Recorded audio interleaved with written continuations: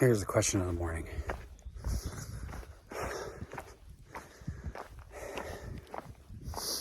If your farts smell like backpacker pantry, Santa Fe chicken with black bean and rice, will that attract the bears? I mean, it smells just like what I ate the night before. So, fair question. A new problem has arisen. Oh, morning. Isn't that how I start all my days? Morning. Yeah, up early, ready to go, feeling great. The leg has been a non-issue. I've been hiking steady. Now, mind you, the Shenandoahs are very, very generous. But even, at the end of the day, I'm still doing, 4,000 and some elevation change. It's just up and down gradually through the day instead of, all at, specific spots.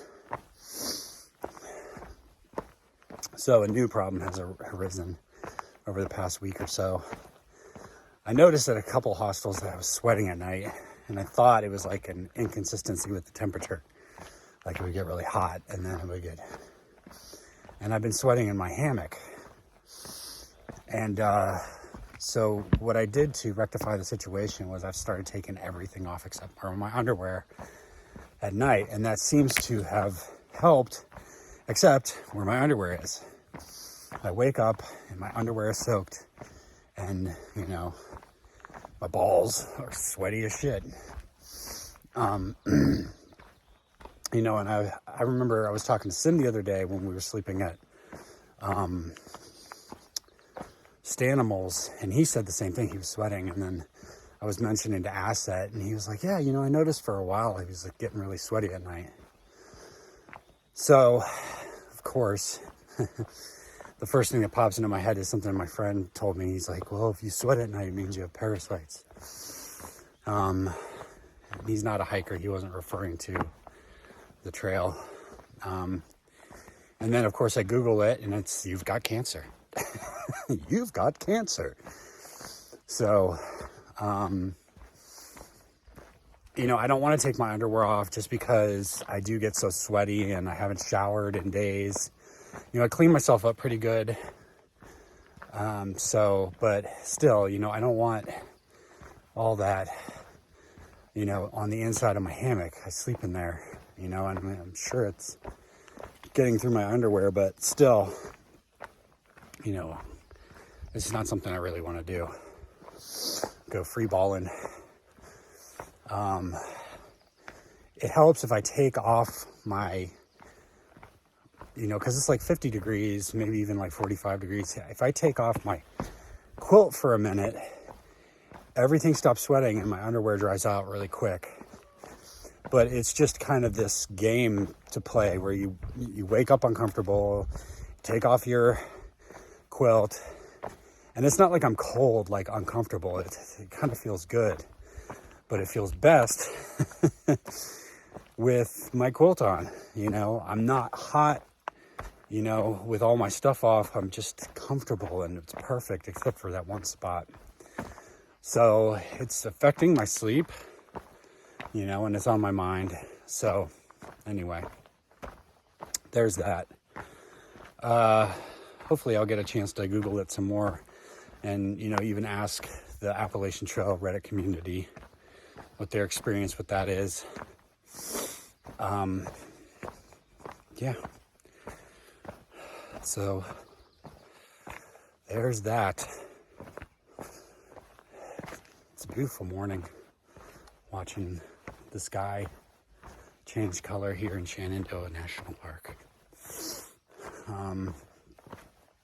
So, goals for today. I want to do 29 today, and I'm going to do my best to make it happen. Going 4 miles to the Skyland restaurant for breakfast and have a good breakfast.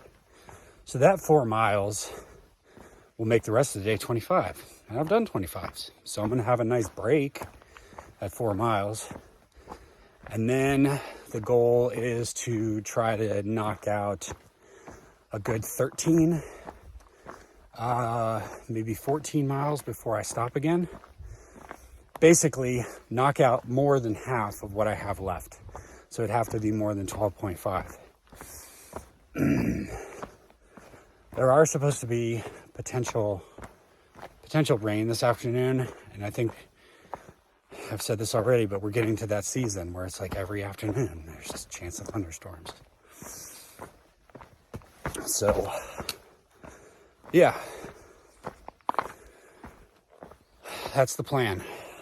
I was talking to Asset this morning, and he said it's the day that you break those PRs, you know, personal records, that your body learns, oh, I could do this.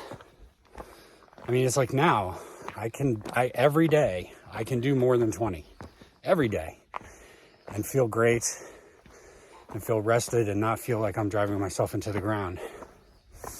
And that's before I got into the Shenandoahs. We were doing 20s on some pretty, like, not Triple Crown, but, well, Triple Crown too, but I need to see how much I did that day. I'm pretty sure it was more than 20. But 3 ridges, oof. So I have been meaning to do that, kind of look over and see what's the most I've done so far. I think it's 24.8, but I could be wrong. And see what my current average is. Probably do that more when I get home. Anyway, I've jabber-jawed long enough talking about my sweaty balls. I am going to get on with this.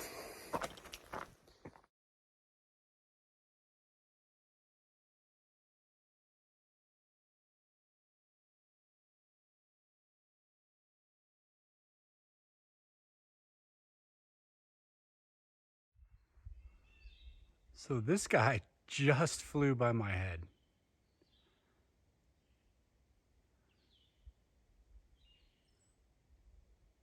So quiet. Like, if I didn't see the wing go right by my head, I wouldn't have seen it. And it's a pretty big owl.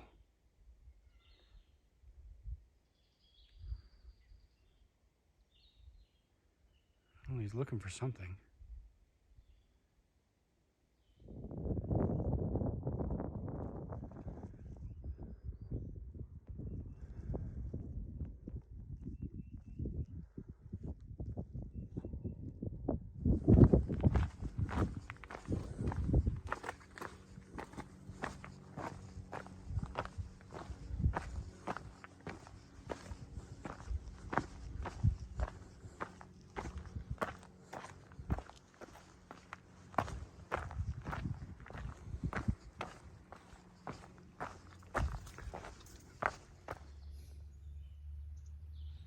2,198.4. Thank you. The pinnacle.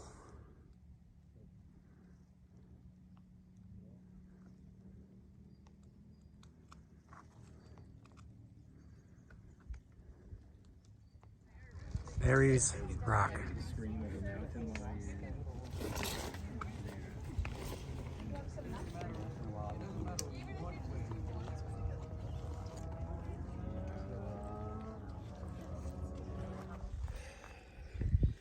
Nice seeing them around. Good thing it's not a rattlesnake. Yeah. They're out here too. We were at a shelter the other day, and there was a black snake that was hanging out at the shelter. And well, the other way. What is it? black snake. Yeah, you should get them all the time in copperheads. Behind us that. You guys mind?